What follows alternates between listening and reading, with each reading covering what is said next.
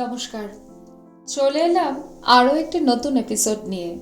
কেমন আছেন সবাই?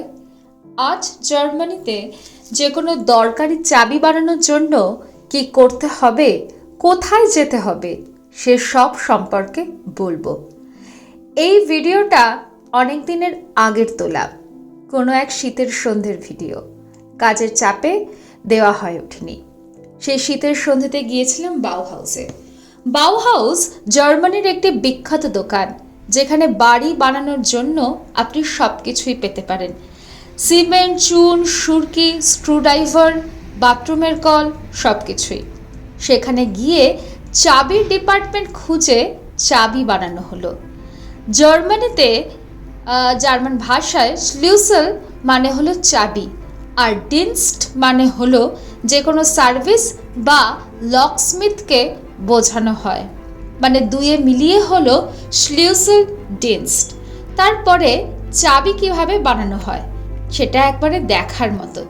একটা মেশিনে প্রথমে চাবি ঢুকিয়ে চাবিটাকে খাঁজের সাইজের মধ্যে ঢুকিয়ে ভার দিয়ে চাবি বানানো হয়। এছাড়া আরও একটা কথা বলে রাখা ভালো, সাধারণত কোনো বাড়ির জন্য 3 গোছা চাবি বানানো হয় এক্সট্রা হিসেবে। 3 গোছা চাবি তৈরি করতে 12 ইউরো মতো লাগে, যা ভারতীয় মূল্যে 1000 টাকা মতো। যদি কখনো কেউ বাড়ির মধ্যে লকড আউট হয়ে যান, তাহলে যদি এমার্জেন্সি কল করেও চাবিওয়ালাকে ডাকতে হয় তালা সেট করার জন্য, তাহলে ভ্যারি করে দরজার কোয়ালিটি বা লকের কোয়ালিটির ওপর। তাছাড়া সেটি মোটামুটিভাবে 50 ইউরো থেকে শুরু করে 200 কিংবা 250 ইউরো পর্যন্ত খরচ হতে পারে। তাছাড়া আপনি ইন্স্যুরেন্স ক্লেম করে টাকা ফেরত পেতে পারেন। তার জন্য আপনাকে ওনে গেবয়তে বা হাউসহোল্ড ইন্স্যুরেন্স করে রাখতে হবে আগের থেকেই। কেমন লাগলো আজকের এপিসোড? আজ এটুকুই।